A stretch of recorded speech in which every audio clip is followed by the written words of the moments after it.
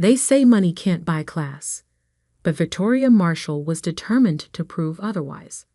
Standing in her designer wedding dress that cost more than my car, she'd orchestrated what she called the society event of the season.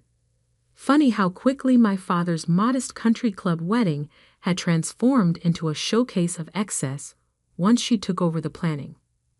My name is Olivia Bennett, and until 6 months ago, I was the VP of Commercial Lending at First Capital Bank, the same bank that was about to fund my father and his new wife's dream business venture. Life has a way of coming full circle, especially when people forget who you really are. I still remember the day Dad met Victoria at his hardware store. She'd walked in looking for authentic vintage tools to decorate her luxury real estate office. Back then, she'd been perfectly pleasant, even complimenting my financial expertise when Dad proudly mentioned my banking career. A banker? How practical, she'd said with that same smile she'd later used to cut me down at every opportunity. What changed? Simple. She discovered I wasn't just any banker. I was the daughter of the man she intended to marry. Suddenly, my career was quaint and limited. After all, in Victoria's world, women of status didn't work in finance. They ran charities and planned galas. Darling, she'd say to Dad, loud enough for me to hear, isn't it time Olivia found something more suitable? The banking world is so harsh for a young woman. Dad would just nod, already caught in her spell. My strong-willed father, who'd raised me alone after Mom died, who'd encouraged me to pursue my dreams in finance, was slowly transforming into Victoria's puppet. The wedding planning became her weapon of choice. Every decision, every detail was calculated to remind me of my place, or rather, the place she thought I deserved. The seating chart is rather complicated, she'd say during planning meetings. We have the governor's wife attending and several state senators. We need to be selective about table assignments. I watched my place card move further and further from the main tables, until finally, a week before the wedding, I overheard her talking to her wedding planner. Put Olivia in the kitchen entrance. She'll understand. It's where the help usually sits. The help. That's what I'd become in my own father's wedding. The daughter he'd raised alone, who'd graduated top of her class, who'd become the youngest VP in First Capital's history, reduced to the help. But Victoria had made one crucial mistake. She'd been so busy orchestrating her perfect wedding that she'd forgotten to check who was handling her business loan application. 3 months ago, she convinced Dad to sell his hardware store, his pride and joy for 30 years, to fund their new venture, a high-end interior design and home staging business. Victoria's vintage ventures would cater to the elite circles she so desperately wanted to join. The loan application had landed on my desk through pure coincidence. I could have recused myself, should have probably, but curiosity made me read it, and what I read made my blood run cold. Victoria's previous business ventures weren't nearly as successful as she claimed. 3 failed companies in 5 years, each time leaving unpaid debts and angry investors. She'd hidden this from Dad, using her charm and a series of LLCs to mask her track record. I tried to tell him, tried to show him the evidence, but Victoria had already poisoned that well. Olivia's just jealous, she told him. She can't stand seeing you happy, seeing you succeed without her help. Dad had patted my hand like I was still a child. Sweetheart, I know change is hard, but Victoria knows what she's doing. This business will secure our future. Our future. As if the life we built together meant nothing. I'd approved the loan anyway, signed all the paperwork, dotted every I, crossed every T. Victoria had been triumphant, not even bothering to read the fine print. After all, why would she? She'd won. The morning of the wedding, I arrived early, wearing the simple blue dress that Victoria had deemed appropriate for my position. The country club was transformed into her vision of luxury. Crystal chandeliers, imported flowers, ice sculptures. I found my place card exactly where I'd expected. A small table near the kitchen doors, hidden behind a large floral arrangement. Far from Dad, far from the important guests. Victoria spotted me as she made her final rounds before the ceremony. Her smile was pure poison.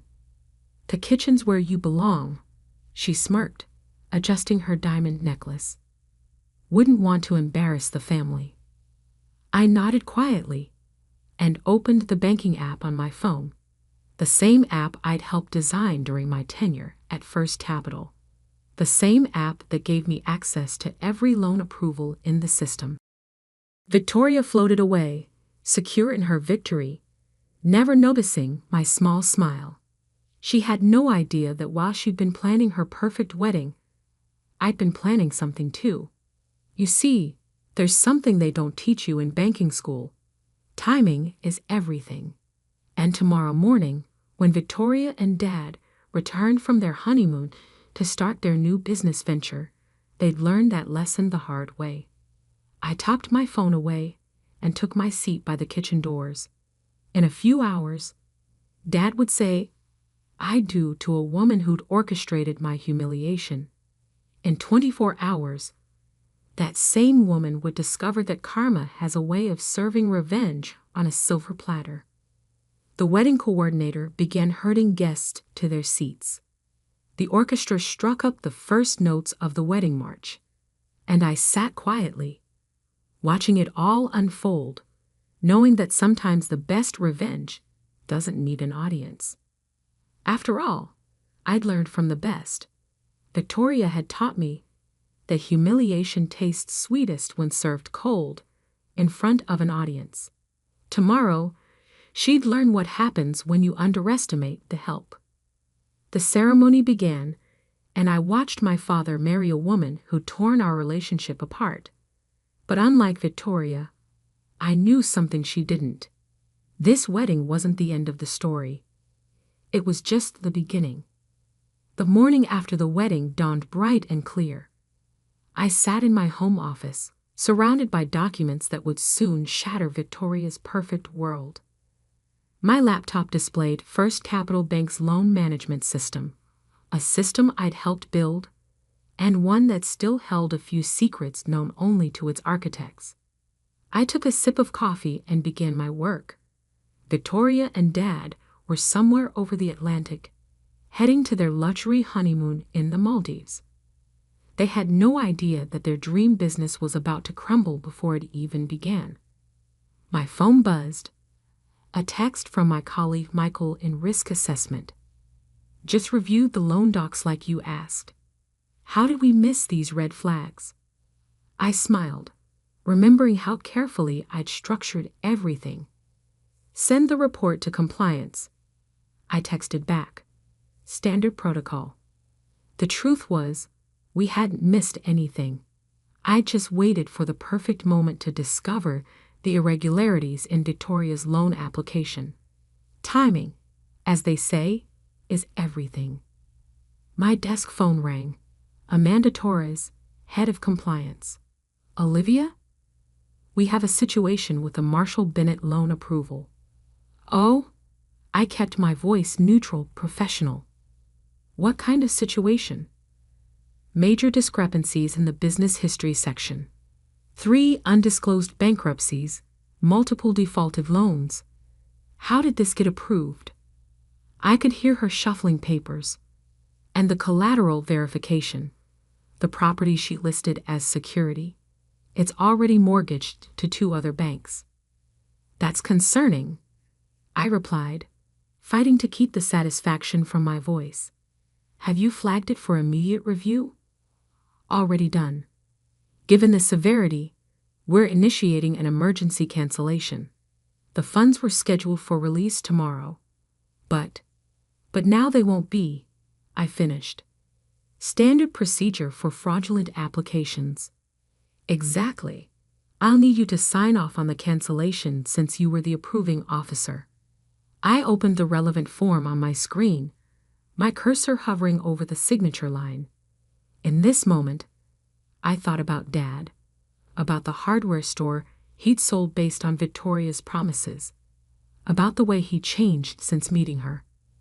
Sending the signed forms now, I said, clicking submit.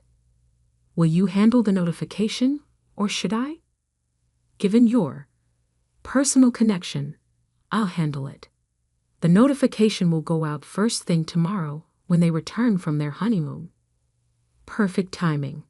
Victoria would walk into her new office space, the one she'd already leased and furnished with Dad's money, only to find that her dream business was dead before it started.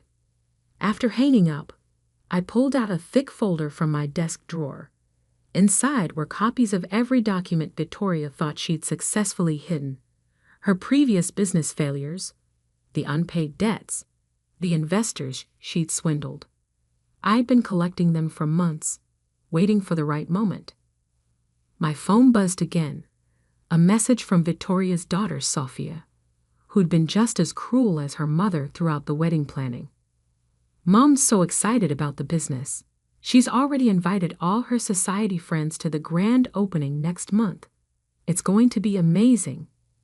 I didn't respond. Let them plan. Let them dream. Sometimes the best revenge is letting people build their castles in the air, knowing you're about to show them it's all made of sand. The rest of the day passed in a blur of calculated moods. I forwarded Victoria's true business history to every high-end design magazine that had agreed to cover her grand opening. I sent anonymous tips to the society columnists she'd been courting. By the time she returned, her carefully constructed image would be in tatters. That evening, I visited Dad's old hardware store, now empty, the sold sign still hanging in the window. 30 years of honest business, of serving the community, gone because Victoria had convinced him to chase her upscale dreams. My phone lit up with a photo from their honeymoon, Dad and Victoria on a pristine beach, her massive diamond ring prominently displayed. The caption read, "Planning our empire from paradise. Hashtag business goals, hashtag new beginnings." If only she knew. The next morning, I arrived at work early, wanting to be there when everything fell apart. At precisely 9 a.m., the automated system sent out the loan cancellation notice. At 9:05, Victoria's dream officially died. I didn't have to wait long for the reaction. At 9:17, my phone exploded with notifications. First came Victoria's text. All pretense of civility gone. "What have you doing?" Then Sophia. "Mom's hysterical. Fix this now." At 9:25, Dad called. I let it go to voicemail. Some conversations needed to happen in person. At 9:45, Victoria stormed into my office, her designer outfit slightly disheveled, her perfect makeup smeared by angry tears. Dad followed behind her, looking confused and angry. "You vindictive little," Victoria started, but I held up my hand. "Before you continue," I said calmly, "you should know that this meeting is being recorded as per bank policy. Now how can I help you?" Victoria's face contorted with rage. "You know exactly what you did. You canceled our loan." "No," I corrected her, opening the compliance report on my screen. "The bank canceled your loan due to numerous undisclosed prior bankruptcies and fraudulent collateral claims. Would you like to discuss those?" Dad stepped forward, his face pale. "What bankruptcies? What fraud?" I turned my monitor so he could see. "Victoria's had 3 failed businesses in 5 years, Dad. Each time, she left behind unpaid debts and angry investors. The property she claimed to own free and clear. It's mortgaged to multiple banks. She's lying. Victoria shrieked, but her voice held a note of panic. The documentation is quite clear, I continued, my voice professional and detached. Would you like to see the court records? Or perhaps the complaints filed by your previous investors? Dad sank into a chair, the reality of what he'd done.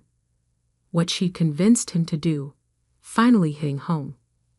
The store, he whispered. I sold the store. Yes, I said quietly. You did. Victoria's composure cracked completely. This is because of the wedding, isn't it?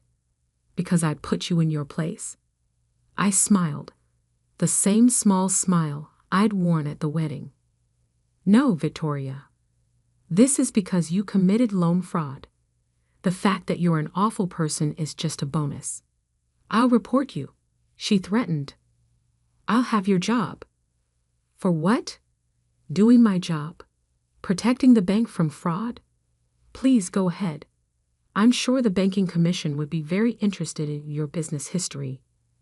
Dad looked between us, 30 years of business reputation crumbling before his eyes. Can we fix this? The loan? No. That's done. Your reputation after associating with a known fraudster. I pulled out a business card. This is David Cohen, the best business attorney I know. You'll meet him. Victoria grabbed her designer bag, her hands shaking. This isn't over. Actually, I said, standing up, it is. Security will escort you out. Standard procedure for fraud cases. As if on cue, 2 security guards appeared at my door. Victoria's final humiliation would be walking through the bank's lobby, past the very society people she'd been so desperate to impress. Dad stayed behind, looking older than I'd ever seen him. Why didn't you tell me? I tried, Dad, many times. But you didn't want to hear it from your practical daughter who works in that harsh banking world. He flinched at the words, Victoria's words, thrown back at him. The store, he began, is sold, I finished. But not all is lost. I pulled out another folder, my resignation letter from First Capital Bank, along with a business plan I'd spent months preparing. Remember how Mom always said we should open a second location? I asked softly. I've spent the last 6 months negotiating with investors. Real investors, Dad. Not society climbers playing business. His hands trembled as he opened the folder. We can start over, I said. The right way this time. No shortcuts, no get-rich-quick schemes. Just honest business, like you taught me. The security guards were leading Victoria through the lobby now. I could hear her protests echoing down the hallway. Dad looked at the business plan, then at me. Why? Because sometimes, I said, people need to lose everything to remember what really matters. Through my office window, I watched Victoria climb into her luxury car, her dream of social climbing via my father's hard work shattered. Sometimes revenge isn't about destroying someone, it's about exposing who they really are. And sometimes the best revenge is rebuilding something better from the ashes of what was lost. 1 year can change everything. I stood in front of our new store, Bennett and Daughter Hardware and Home, watching the morning sun glint off the freshly painted sign. The grand opening was scheduled for 10 a.m., and already a small crowd had gathered. Inside, Dad was arranging the last display, making sure every tool was perfectly aligned. He'd spent weeks planning the layout, combining the best elements of his old store with modern touches I'd suggested. The result was something neither of us could have created alone. My phone buzzed with a news alert. Socialite Victoria Marshall faces federal charges in investment scheme. I allowed myself a small smile. Karma, it seems, has perfect timing. The past year had been a journey of reconstruction, not just of the business, but of relationships. After the loan cancellation debacle, Dad had filed for annulment, citing Victoria's fraud as grounds. The society pages had a field day with that one. "Ready for this?"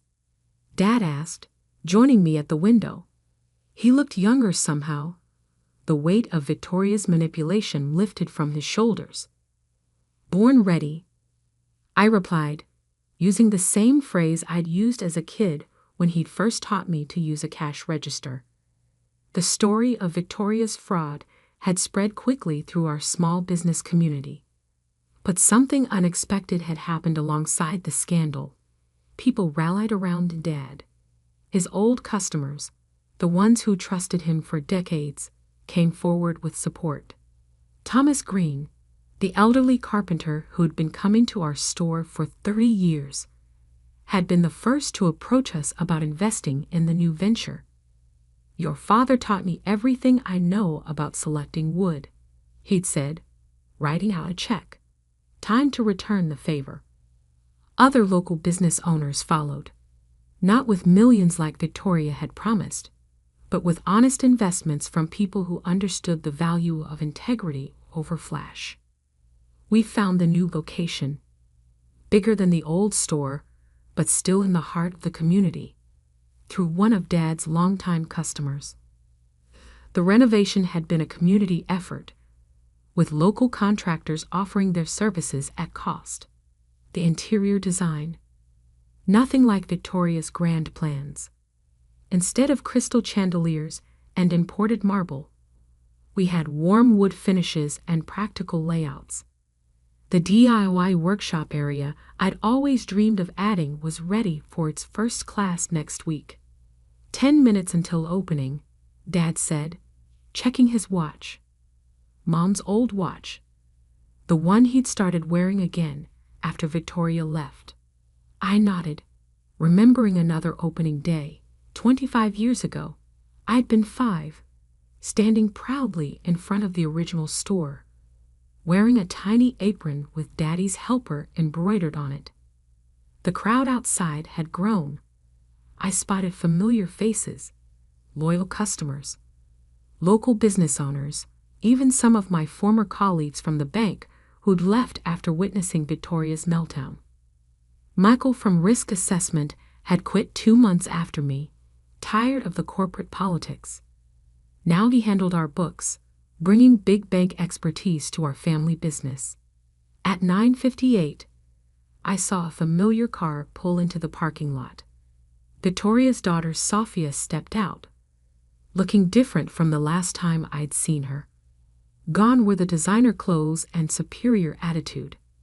She walked hesitantly toward the entrance.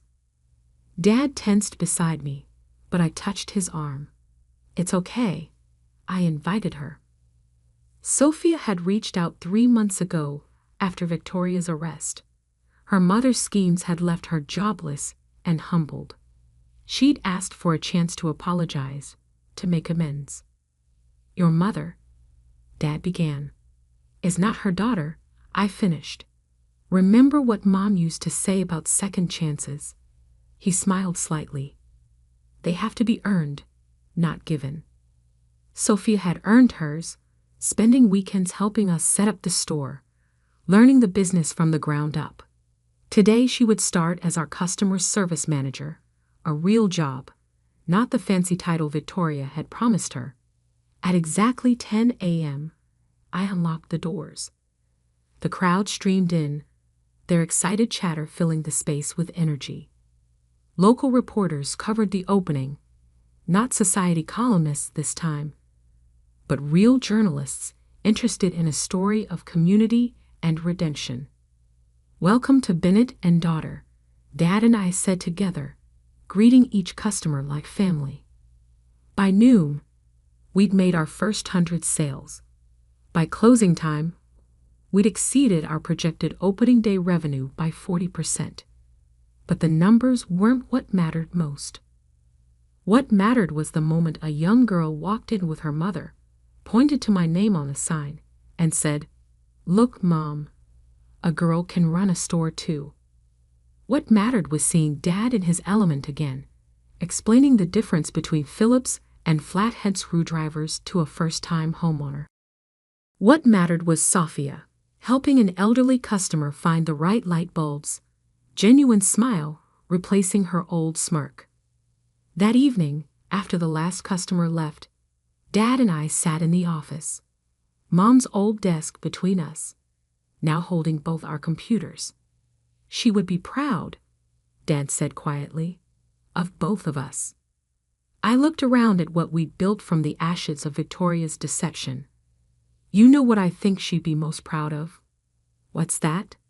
"That we proved success doesn't need schemes or fraud. Just honest work and real relationships." He nodded, understanding in his eyes. "Speaking of relationships, I got an interesting call yesterday from Margaret at the bank." I raised an eyebrow. Margaret had been my mentor before Victoria came along. "The board is investigating all of Victoria's connections. Seemed she had quite a network of fraudulent loans. They're restructuring the entire commercial lending division." He paused. "They want you back as regional director." I thought about it for a moment, looking at our store, at the future we built. "Tell them thank you," I said finally. "But I'm exactly where I belong." Dad smiled, the proud smile I'd missed during Victoria's reign. "Yes, you are." Later that night, as I was closing up, I found Victoria's wedding seating card, still tucked away in my desk drawer. "Kitchen entrance." It read in elegant script. I smiled and dropped it in the shredder. Some things aren't worth keeping, even as reminders. My phone buzzed one last time. A message from the prosecutor handling Victoria's case, confirming my appointment to testify next week. But that was just details now. The real victory wasn't in Victoria's downfall or even in saving Dad from her schemes. The real victory was in proving that success doesn't need validation from socialites or approval from society pages. Sometimes it just needs a father and daughter who believe in each other, a community that stands together, and the courage to rebuild something honest from the wreckage of broken dreams. As I locked up for the night, I looked at our sign one more time. Bennett and Daughter Hardware and Home. No crystal chandeliers, no imported marble, no fake sophistication. Just real value, honest work, and a legacy built to last. Sometimes the best revenge isn't in destroying what others build. It's in building something they can never destroy.